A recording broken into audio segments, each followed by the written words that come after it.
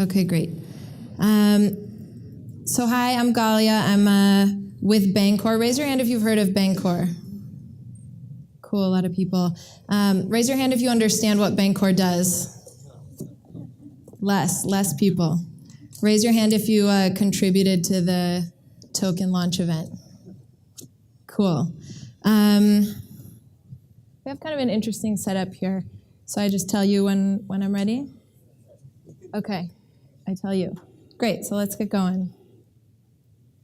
I like to start with this slide. Any useful statement about the future should at first seem ridiculous. Okay, just to contextualize, we're really at the beginning of a very fundamental shift in technology, in societal organization, and a lot of this sounds absurd, and it should, because it's really totally new. This photo is also taken downtown Palo Alto near University Avenue, where I grew up, so I have a lot of context in entrepreneurship and internet startups, which will map a little bit today in this talk to what I see happening in cryptocurrency as well. Next slide. So I want to talk about a few things today. Blockchain, I'm going to kind of go through that really quickly just in case anyone here doesn't feel grounded in some of those concepts. I know many of us are. Money in general, always useful to come back to what is money and what's changing in money. A little bit about Bancor, and then more excitingly, user-generated tokens, which is what we work on. Next slide, please. So blockchain 1.0, and you can go to the next slide already.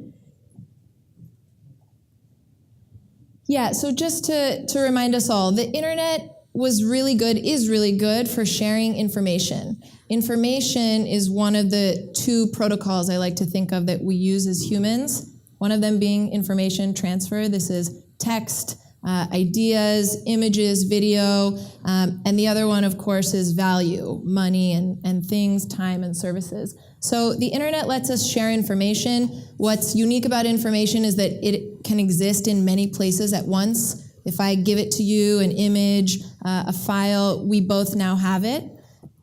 That's not the same for value. What's unique about value is that when I send it to you, can we hit the next slide? When I send it to you, I no longer have it.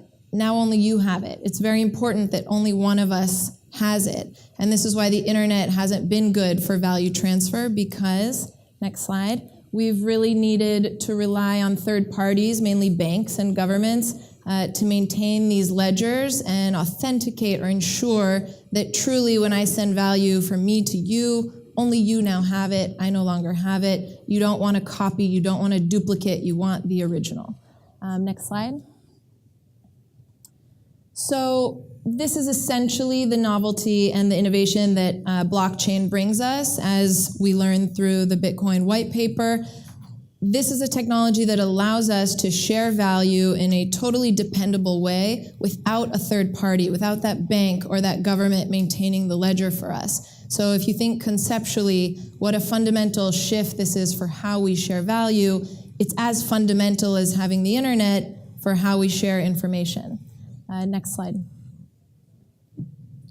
So blockchain 1.0, of course, came to us through what we know of as Bitcoin. And if we look at blockchain 2.0, next slide, essentially we see kind of the rise of tokens. One of the main ones that we hear about and talk about, of course, is Ethereum, but there are hundreds, actually now thousands of tokens. And what's especially significant about blockchain 2.0 is really the rise of smart contracts and smart contract-enabled blockchains. And if you think about Bitcoin as kind of a 2D money, you can think of Ethereum as 3D money. You can now take this money, you can program it, you can customize it, you can work with it. So I like to think of Bitcoin as a calculator, really good, really solid, really dependable, and Ethereum as an Excel spreadsheet, right? You can formulate the cells, you can add some color, you can work with it a bit more as you wish.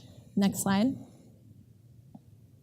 I always love to show this this graph of the Ethereum token.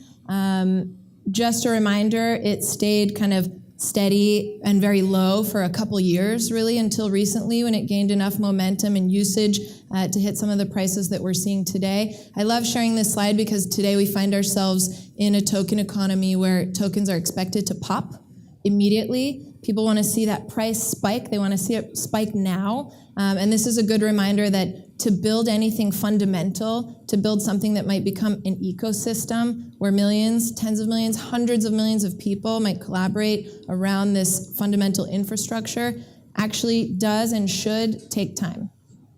Next slide, please.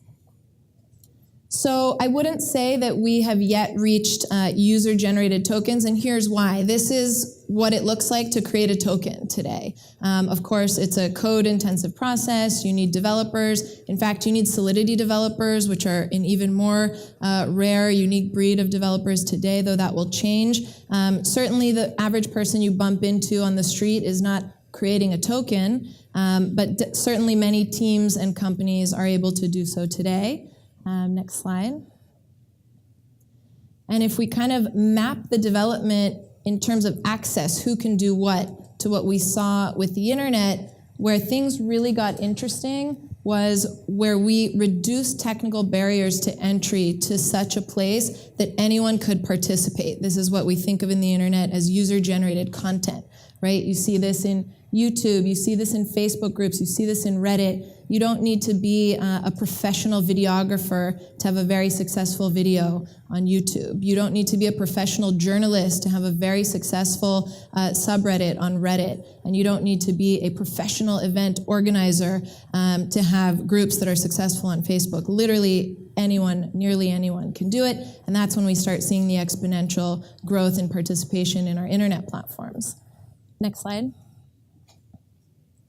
So if we switch gears a bit now from the blockchain technology to money itself, I like to think of money having gone through sort of two fundamental eras, and right now we're entering its third fundamental era. So a little bit of a definition that I think of when I think of money. Money is a tool.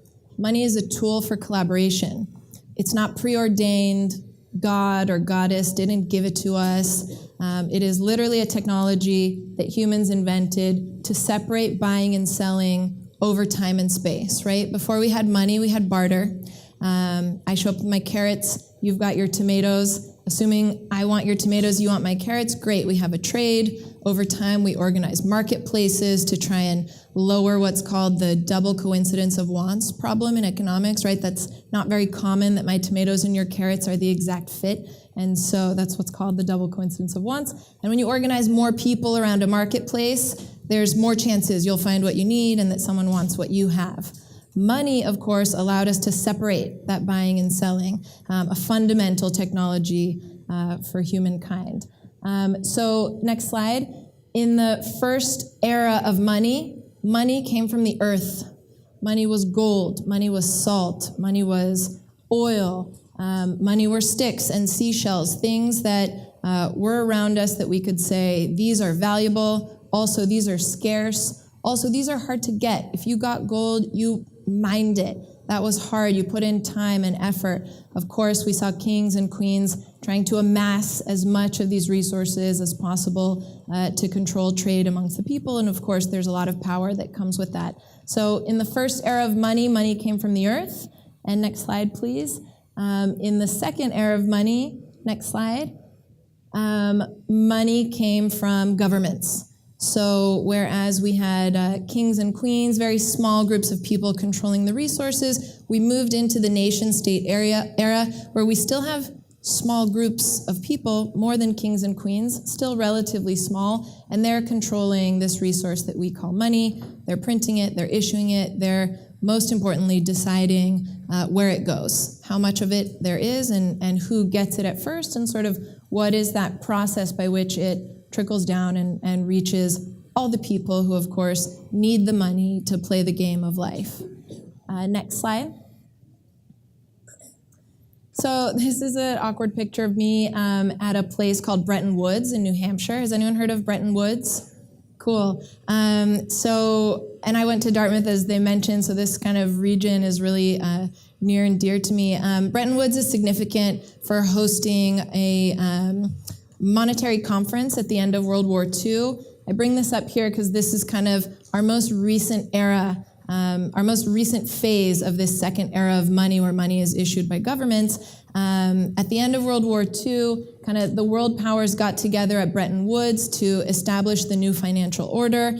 There were a couple competing proposals. The big question was, what will be the global reserve currency? What will be the one that everything is denominated in? What will be the one that we'll use for international trade? There were two competing proposals. One made by America, which was to use the US dollar. Of course, America was coming off very strong from the war. Its economy hadn't been as affected. It was, of course, affected, but not as much as the European economies where the war took place in their home turf. The US dollar was backed by gold. So it was considered a very trustworthy candidate to be our global reserve. Next slide, please. And there was a competing proposal. So this picture is not so easy to see, but this is an economist by the name of Keynes, which you've probably heard of, from the UK. And his proposal was called Bancor. In fact, our work today is inspired by this proposal. And he said, listen, if we use a national currency as our global reserve currency, that might cause some problems. This country whose currency it is going to be disproportionately powerful. They're going to have disproportionate sway in the world. Everyone will want their currency. Their currency will be the most liquid of them all. He envisioned a scenario where we decouple this global reserve from a specific nation. Of course, you've got to govern it. But this was the Bancor proposal in a nutshell. We all kind of know how this has worked out. The US said thanks, but no thanks. We're going to go with the USD, and there were good reasons they thought for doing that. Next slide. And I love this picture. It's hard to see the text, but this is a group of 9 men. And these 9 men made the call, and we got the financial system that we have today. The IMF, the special drawing rights, essentially how the modern monetary system works. Next slide. Fast forward to this group of men and women. This is my team. Very inspired by the Bancor proposal and very inspired by the works of a man named Bernard Lietaer, who I'll talk about in a moment. We saw Bitcoin essentially as the first user-generated currency. So like I mentioned, we're a Silicon Valley originally based team. We've been watching consumer internet develop literally since the 90s, since middle school. I always say I went to middle school with the internet. And when we saw Bitcoin, we thought, governments have been making money all this time. Now someone, people, person, woman, who knows, made a non-governmental currency. There might be more. There might be many. And we started thinking about the internet tools and the mobile applications that would serve us in this world with multiple currencies. Next slide.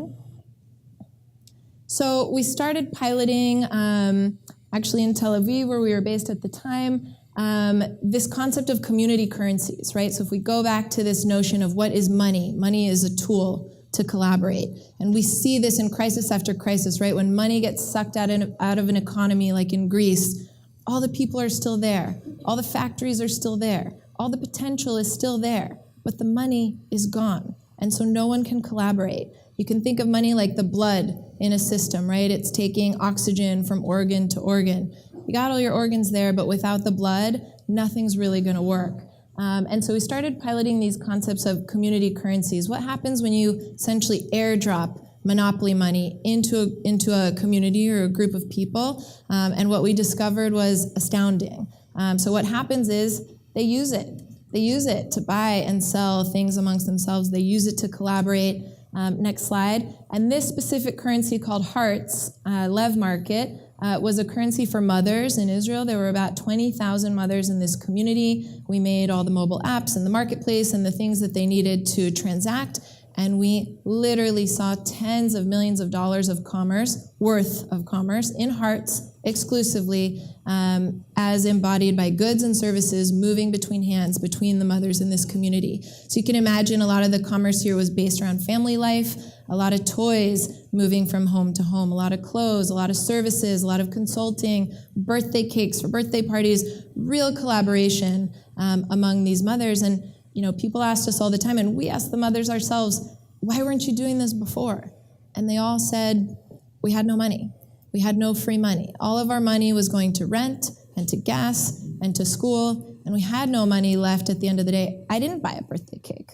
I just didn't. Now that I have this budget in Hearts, I bought a birthday cake from my neighbor. She was there before, and her cake stuff was there before, but I had no money to give her. And so literally the commerce that was created within this community was life-changing for these mothers and for these families, which many of whom were very cash constrained. Next slide. So we did these pilots, great, what could go wrong? Let's drop monopoly money on all these communities, wonderful. What we realized over time is that there's a reason that community currencies haven't taken off until now. There's a reason why not every neighborhood is just printing their own money. And I'm not talking about regulatory reasons or legal reasons. I'm talking about practical usage-based reasons. And the reason is very simple, liquidity. So a currency which is restricted to a certain area or which is limited in its scope is very hard to trade outside of that community. And as you all know, we're in a global world, right? At least a mobile world where people are not spending 100% of their time within one specific community. And also, a brand new community, if you can think of it like a brand new nation, is not able to provide a full stack economy worth of goods and services, right? You still need to get a car, you still need to pay your rent to someone who might not accept Hearts for payment. And so if your Hearts aren't liquid to any other currency, they're very limited in their nature, even though they're very powerful. Great, next slide. So liquidity, this is the fundamental issue. Next slide, please. So at Bancor, this is the problem that we decided that we're going to approach. How do you make all of these new cryptocurrencies, all of these new community currencies, how do you make them liquid? How do you make them liquid to each other? And most importantly, how do you make them liquid to the old world or to the traditional currencies that we all use and are a part of so that they're viable and functional from day one? Next slide. And at Bancor, we are spearheading this initiative called Smart Tokens. So I won't go into all the details. You can check it out yourself on our website, bancor.network. But in a nutshell, a smart token is a new generation of cryptocurrency. It is a token that holds in reserve small amounts of other tokens, okay? And the price is set algorithmically as a ratio between the money supply of the new token and the reserve balance of the old or other token. Essentially, you can think of this like an interlinking connection mechanism. You can think of it like a language where these tokens speak to each other based on this mathematical formula to reflect an automatic price, and most importantly, to allow them to be instantaneously liquid to the currency that they hold in reserve. So the Bancor Network token, as an example, holds Ether in reserve, and the Bancor Network token is always liquid to Ether. You can always buy it with Ether, and you can always sell it for Ether, always, outside of an exchange. And this is a very timely topic, given everything that we're seeing around exchanges, both security-wise and also regulation-wise. These tokens are smart. They have a central bank in their smart contracts, in their code. They issue you tokens when you buy them, and they destroy the tokens when they sell them, when you sell them. Next slide, please. I'll go through this very quickly. This is actually the formula. It's a very simple fraction, but again, you can learn more about it on the website. Next slide, please. So the end goal for Bancor is to create, like I said, reduce that technical barrier to entry, allowing anyone to easily create a token for their community, for their project, for their small business, for their loyalty points.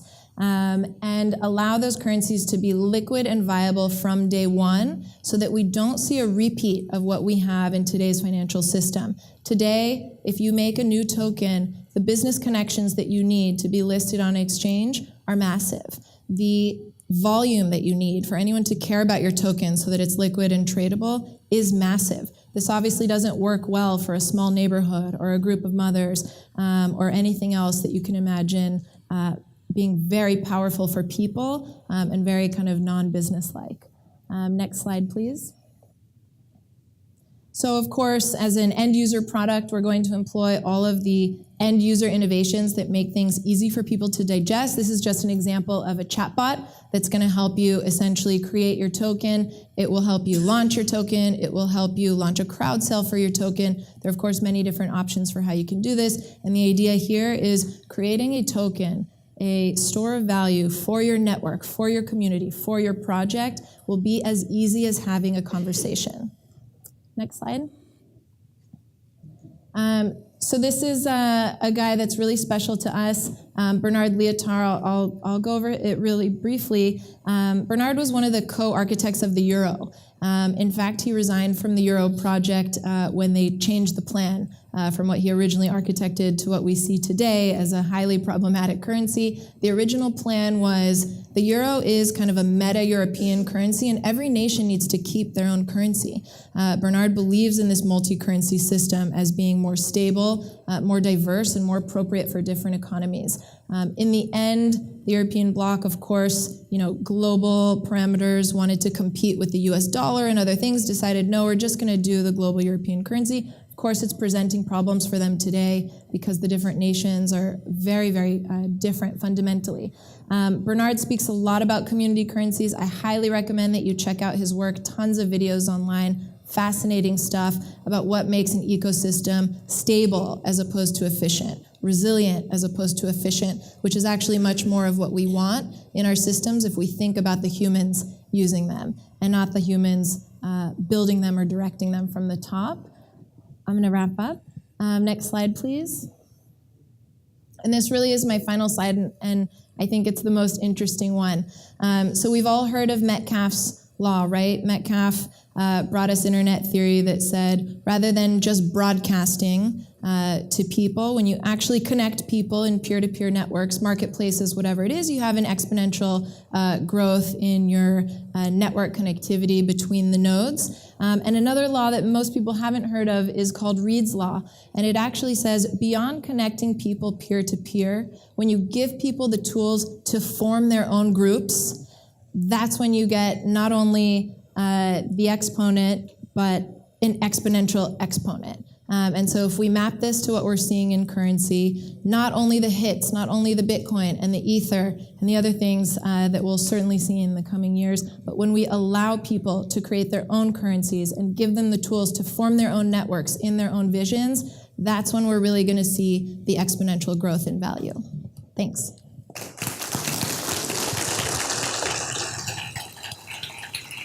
Thank you.